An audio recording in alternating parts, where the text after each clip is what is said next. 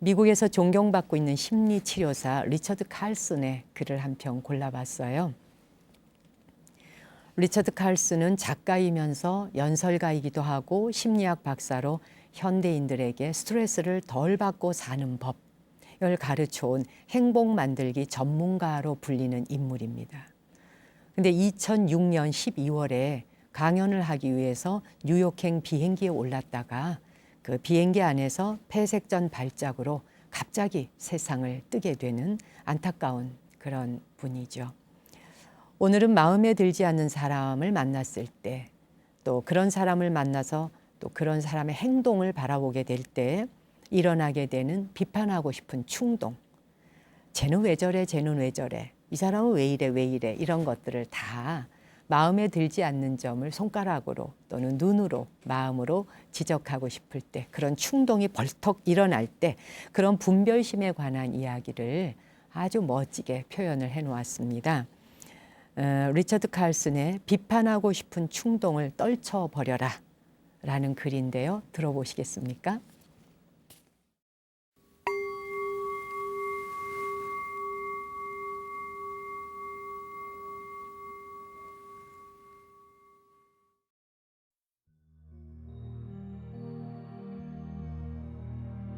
어느 날 어떤 모임에 갔는데 그곳에서 사람들이 서로를 또는 사람들을 비방하는 소리를 쏟아냈다고 하자.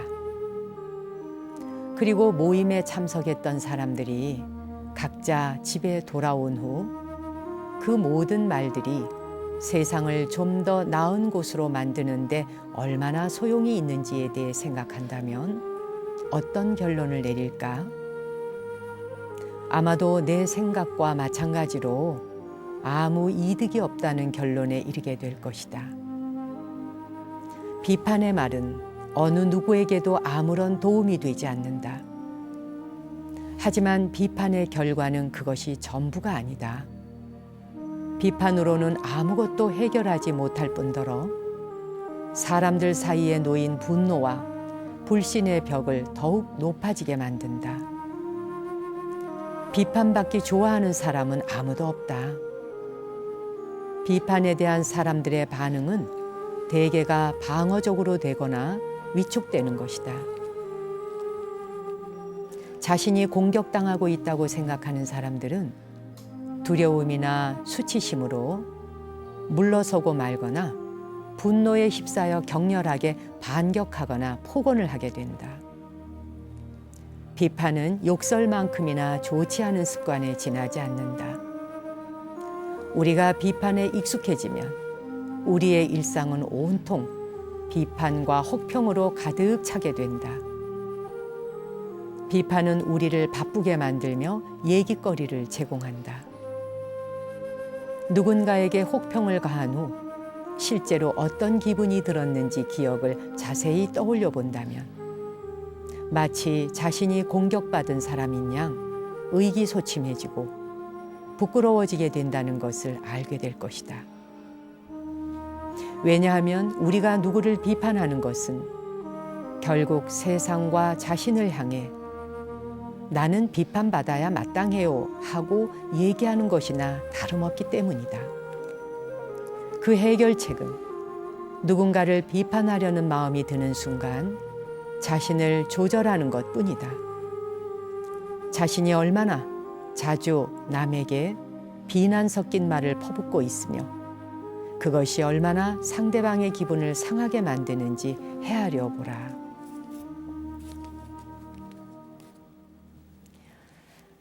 마음에 들지 않는 사람이나 그의 행동을 볼 때 비판하고 싶은 충동이 일어나는 것, 어쩌면 이거는 인간이 가지고 있는 자연스러운 마음일런지도 모르겠습니다. 훌륭하게 수행이 되어 있는 수행자가 아니라면 그냥 사람들은 습관적으로 우린 업대로 산다 그러죠. 그냥 업이 주어진 방향대로 살다 보면 비판하는 것이 밥 먹듯이 당연한 거라고 생각하게 된다는 거죠. 나라면 저렇게 하지 않을 텐데 기왕에 하는 일 왜 저 모양이야? 왜 저것밖에 안 돼? 라는 말이 우리는 더 먼저 하게 됩니다.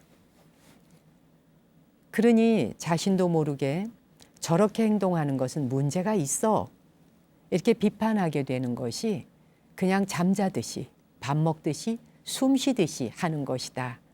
이렇게 타성에 붙어버린 거죠. 그러니 그런 비판이 나 자신을 얼마나 영광되게 하는 것이겠느냐 하는 걸 지금 지적하고 있는 겁니다. 너에게 그게 얼마나 대단한 이익이 되더냐. 시컷 비판하고 모여서 남의 말하고 입방아를 찍고 집으로 돌아와서 너 혼자 조용히 탁자에 앉아 또는 너 혼자 조용히 침대에 누워 한번 네가 했던 비판을 돌아보고 생각해 보라. 그것이 너 자신에게 어떤 유익함이 있었는지를. 그 말이 참 와닿습니다. 물론 뭐 조직이나 사회에서 건강한 비판은 또 일부 필요하기도 합니다. 비판을 통해서 사람은 성장도 하고 발전하는 측면도 분명히 있거든요. 하지만 인간관계에서 비판을 너무나 익숙하게 여기거나 또 타인의 잘못을 지적하는 일을 쉽게 정당화한다면 우리는 건강한 비판이라는 것을 핑계 삼아서 상대를 비난하고 싶어지고 상대를 욕하고 싶어지게 되는 잘못된 일에 열을 올리게 된다는 사실입니다. 정말 그 일이 되게 하기 위해서 진정으로 성장하게 하기 위해서 하는 비판이 아니라 비난하기 위해서 열을 올리는 것. 건강한 비판과 비난으로 열 올리는 것은 다른 거거든요. 이게 완전 게임이 다른 겁니다. 한마디로. 리처드 칼슨의 주장에 공감이 되는 부분은요. 비판을 통해서는 상황을 나아지게 할 수도 없고 상대를 변화시키지 못한다는 이 사실이 제 가슴에도 와닿습니다. 진정으로 상대가 더 나은 방향으로 나아가기를 바란다면 아마도 우리는 비판을 하더라도 표현이 달라야 되겠죠. 상대의 마음을 움직이고 그 사람이 그 말을 듣는 순간 아 맞아 내가 이걸 놓쳤네 라고 깨닫도록 하는 내용이어야 된다는 거죠. 의기소침하게 만들고 위축받게 만들고 화가 나게 만들고 이런 거는 비난하는 거라는 거죠. 그건 양쪽 다 성장시키지 못하니까요. 그래요. 그렇게 하려면 입으로 하는 비난이나 비판보다는 먼저 자애심을 가지고 상대방과 공감해 주는 일이 전제가 되어야 되겠죠. 그 사람에게 특별한 사정이 있었을 거야 라는 생각으로 먼저 공감해 주고 혹시 네가 무엇을 놓쳤는지 이거 이렇게 하는 건데 이 부분 혹시 못 보지 않았나? 만약 그런 공감의 바탕이 없다면 비판은 리처드 칼슨의 말처럼 말하는 사람이나 듣는 사람이나 모두가 불쾌해지는 습관적인 행동에 불과한 것이 될 것이다. 오늘 이거를 가슴에 저도 새기겠습니다. 여러분에게 들려드리는 말이기도 하지만 제 자신을 경책하는 말이기도 합니다.